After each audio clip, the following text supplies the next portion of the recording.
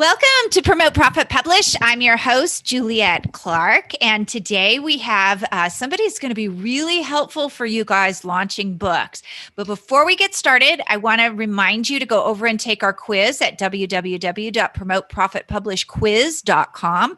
Find out if you're really ready to publish that book. There are a lot of pieces that need to be put in place for your platform. We're going to talk about publicity today. Are you going to launch in a really meaningful way that will get you book sales and publicity, or is it going to be a dud? Find out if you're ready, because it is really important. It's not as easy as it looks, guys. Also, don't forget to go over to our YouTube channel, Super Brand Publishing, and follow us over there. Every single one of these interviews, if you're somebody who's a little bit more visual than audio, these videos are over there and you can see these people in real life. So today's guest is Esther Kiss. Is that a great name or what? Like, why didn't I get one of those really great publicity names? She's the founder of Born to Influence, a one-of-a-kind publicity and marketing agency specializing in helping experts and personal brands get more publicity, leads, and sales. Her clients have been featured on TV, in newspaper, magazine, and in some of the top podcasts in the world, resulting in millions of dollars in additional sales. And I'm going to have her just, first of all, right out the gate, tell you who some of her clients are, because I think you'll understand that she's somebody you need to listen to. Welcome, Esther. It's great to have you. Thank you so much, Juliet. I'm really happy to be here. Well, it's great to have you. So a little bit of name dropping here. Let's give them some reasons to really listen up, because you've worked with some very big names getting their books out there. Yeah, I've helped Gary Vaynerchuk with his last book, and also Ryan Levesque for both of his book, Ask and Choose, and a lot of up-and-coming thought leaders as well, people like Carissa Hill, Akshay Nanavati, who you may have not heard their names before, but now their books are selling internationally, they're bestsellers, and it gives me a great pleasure to be able to help people who have a meaningful message. Yeah, no, those are some big names, guys. I think I've read every one of Ryan Levesque's books. I don't know. I don't want to say about Gary. I haven't read all of his books. I used to watch Gary when he was back and he was like the wine guy. So that was a whole different era. I know, it was so long ago, but I grew up in wine country. So it's kind of like, yeah, what is this guy doing? So, so I love what we're going to talk about today, because I don't think people realize that a book launch is a heck of a lot harder than it looks. And they go out and they try to do their own publicity, and a lot of times it doesn't work. So what kind of advanced planning do you need with a book launch and you working on publicity? Very first thing to have in mind is what your goals are with this book. For example, if you want to make one of the bestsellers list, whether it's Amazon or you want to go all the way to the New York Times, you have to consider what kind of platform do you already have, what kind of following do you have, and based on that, adjust the length of the campaign ahead of the book launch date so that all these pre-orders can come out. These interviews can be published before the book actually ships for the first time. And typically we start with at least 3 to 4 months before the book would come out, but in some cases, 6 months, 7 months, even up to a year, again, depending on the person's goals. Yeah. So for you guys, you all know that we do Amazon bestseller launches. What you probably don't know is we book them 2 weeks apart, because we really want to be able to concentrate on the current one. And the Amazon is the easiest out of all of those. Now, for New York Times, you need to have an extraordinary platform, and that is definitely one where you need probably at least a year. Would you say that's true? Definitely. And you already have to have a substantial following. I know that there are some outliers. There's somebody who was completely unknown and now they're a New York Times bestseller, but that's not typically the case. What we are looking for is having enough traction on the social media platforms, through your email list, through your general following, that people want to buy the book and have it shipped on the same week. That's how the New York Times calculates it. Mm-hmm. In addition to that, they are very, very subjective. We were talking about Gary a minute ago. So for example, with him, his book, when I helped him with the Ask Gary V book, it became a New York Times bestseller. it was number 6 on the list. And I can tell you because he talks about this publicly. So we shipped 30,000 books in the first week. Mhm. And no, sorry, 100,000 books in the first week. And the first one, the number 1 on that list, shipped 30,000. So, Gary's was like over 3 times as many books shipped. And yet somehow it was only only number 6 on the list. There was just so many things that go into it that they don't publicize, they don't really tell us. Right. It's always at the discretion of the committee that decides on these things. So really part of it is relationships, part of it is distribution, a big part of it is your platform and the consistency in which you're showing up to your followers, whether it's through TV interviews, magazines, business publications, podcasts, whatever it may be, to really push people to buy the book ahead of time or pre-order it ahead of time. Yeah. And you guys, it really is subjective. I saw an interview because I follow, who's on the bestseller list, no matter who it is. And I remember seeing an interview with, I think it was Donald Trump Jr., that the week his was released, a conservative group bought a significant number and they had to take those numbers out because it came from one big sale. So you do have to be careful with things like that. And I think you have to have a couple different platforms. And I know for the USA Today and the Wall Street Journal, you can't just do it all on Amazon. You have to have a couple different platforms there. Yeah. And even it used to be where you would go and do a speaking gig and the organizer buys a book for every single attendee. You have to have the details, the unique names and addresses, or at least email addresses of each person who they gave the book to. Otherwise, it's going to count as one sale instead of like the hundreds or thousands of people who attended that event. Yeah, no, exactly. And I know a lot of people have circumvented that by giving out cards, but I think that's a little bit risky with the Amazon cards too, because you don't know, people might go buy a toaster oven instead of your book, and credit the $20. So you just never can tell on that. So there's lots of advanced planning, but in terms of a platform, like, I don't think people understand fully, because we get a lot of people in with their first book who they don't have an email list. So what do you need in terms of a platform? What are you looking for when you really help people? Ideally, they would have a really strong online component to their business. So for example, if the book leads to a coaching program, or they're selling an online course or an event or something, a mastermind, something that actually will help the author monetize this effort. Because if you're only doing it because, I want to have a book, which I think 80% of people generally have that dream that one day they want to write a book and how cool that would be. But that in and of itself is not much. It's great for building your credibility, and it will help you open doors in terms of getting extra speaking opportunities or getting in the media, perhaps easier in traditional media because now you're an author. But as far as monetizing it, you absolutely have to have something beyond the book. And so that's something that I'm always looking for. Do they have a really well converting offer, something that already is proven, that we know that there is a demand for?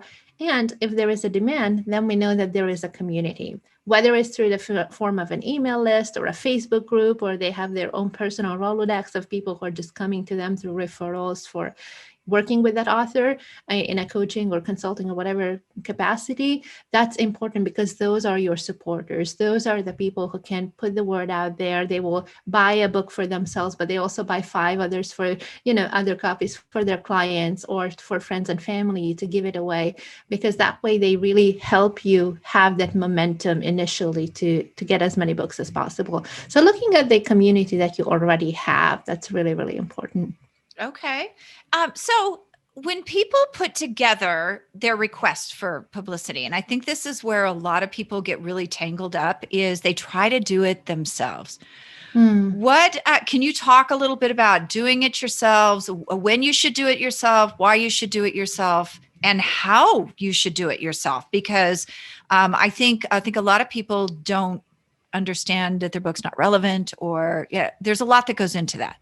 That hurt my heart when you said the book is not relevant. Well, I don't.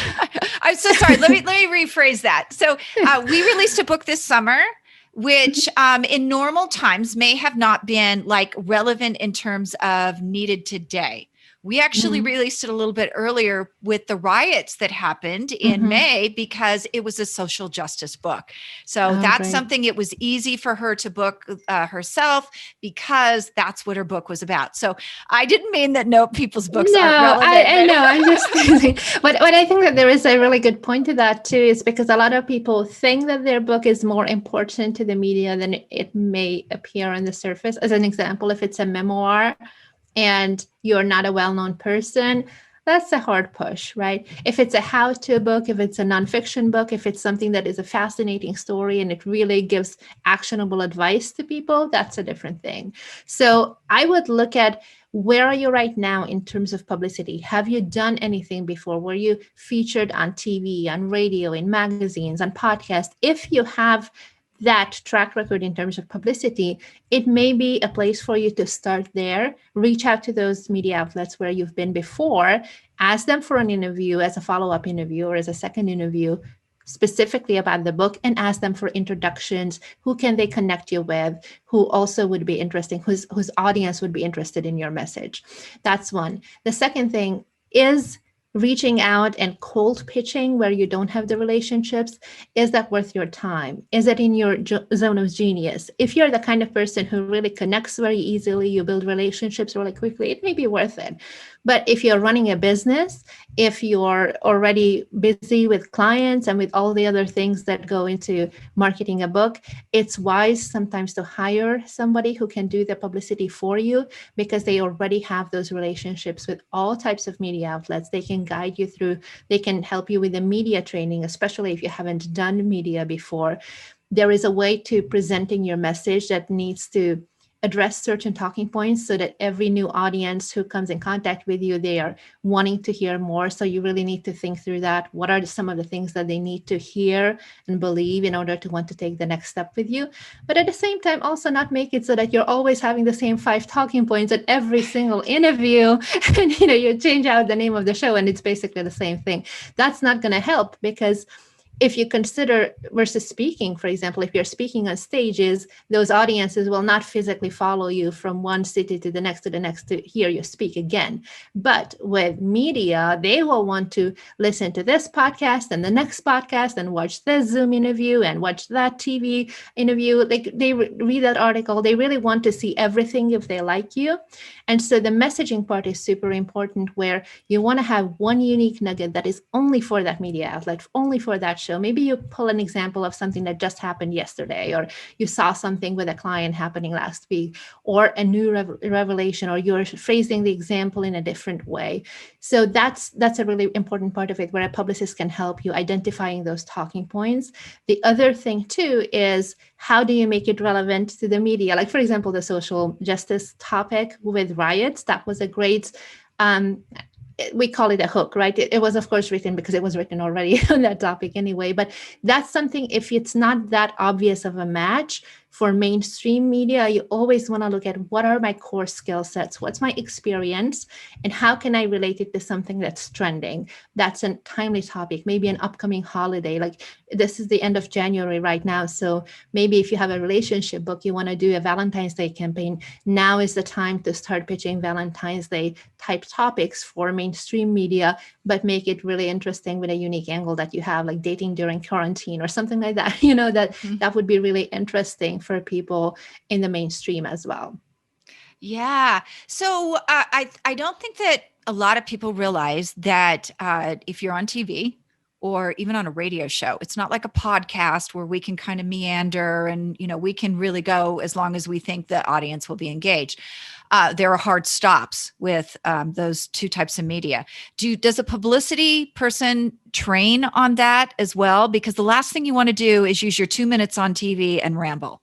Yeah, a good one does. Not everybody does, but that's something that you should ask before you engage with a publicist is, do you guys provide media training? Because that's actually a really big trap, what you mentioned too with the podcast, that you might have a half hour or an hour, and it's very easy to become rambling because you're having fun, having a good time chit-chatting, but will that interview convert? Well, there has to be certain things that you intentionally put there. And I never want to hijack an interview. They ask you one question and you start talking about something completely different. Yeah. You always want to answer the questions, but make it where it ties into something that that audience needs to hear. And the same for TV, for short form formats. It's truly like 2 to 3 minutes, including the questions. So it's very, very short. So if you have not done TV before, I would highly recommend to do a couple of mock interviews, either with a friend or with the person who you hired to do the media pitching for you. So they can help you not only with grabbing your sound bites and making sure that you can phrase it in a way that it's easy to edit around. That's something that producers will be always looking for if they're considering calling you back for a second interview in the future. But also some technical things like, are you looking at the camera? Are you looking at the person? What are you wearing? How does your hair look? Like all those, they sound very shallow and very superficial, but I've heard from producers that they will not call somebody in no matter how interesting the story, because they look like a mess, or they have two teeth, or so things that are presentation wise that are important. It's good to talk to an expert before your first interview just to understand what's expected. And I'm sorry, I have to laugh. And I think of how many times I've seen Jack Dorsey on TV who looks like he's homeless.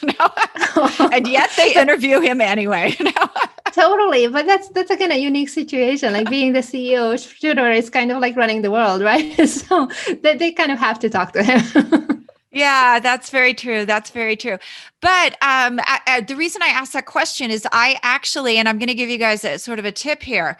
I attended a workshop in LA to learn a little bit about how to do the media, and the producers gave a lot of feedback. And here's the one thing they were never impressed with, and they weren't shy about telling you. If you go in and you say you have an Amazon bestseller, yeah, they don't care. Like they're like, yeah, that doesn't make your book relevant.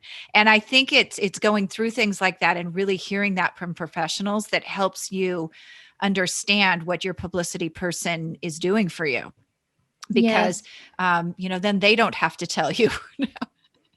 And the other thing too is that if you're doing it in a timely manner where you're lining up these interviews before the book comes out, if maybe you don't have the following to make the USA Today list or the Wall Street Journal list or whichever, national list, it's okay because the book hasn't come out yet. So it's not going to be, looked down on because it's only an Amazon bestseller. You can say that I'm the author of the soon to be published book. And then you say the title, and you can link it to the Amazon pre-order page where people can actually see that it's a real thing. And they will not be expecting it to be a bestseller if it hasn't published yet. So there you go. If you're doing it in advance, then that helps with that aspect too. That definitely does. And I know you guys, you wouldn't even think about the benefits of having media with your book.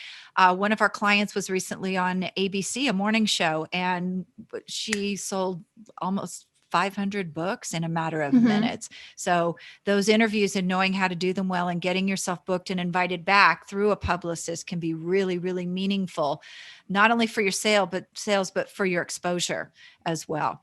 And it's a huge credibility builder, because once you have that TV clip, you can get the actual video clip and use it. And we'll talk about it later, how to combine it with your advertising. But beyond that, also just having those as seen on logos, sometimes, people just kind of like don't dismiss it, but it's important. If first impressions are important. And if you can say that as seen on ABC, NBC, CBS, whatever other, media outlets that you've been on, Entrepreneur Magazine, Forbes, whatever, it's important. It makes a difference on a subconscious level. And I know for a fact that some of my clients literally sold like $60,000, $70,000 worth of services just because the person saw them on a TV outlet. And in their mind, it immediately makes them much more credible. Right. And for those of you who don't know, I was talking about Mullins Fenson, who we did an interview with a while back. She's Jane Fonda's personal trainer. So that's where she was using the book to guide people into the programs, just like Esther was just talking about there. So, it really can significantly sell other things while being on. People might want to skip the book and go right into the program. So it can make a big difference. So let's talk a little bit about publicity and how do you coordinate it with advertising, and what kind of advertising do you feel super effective? So Facebook ads tend to work really, really well for book sales for nonfiction books.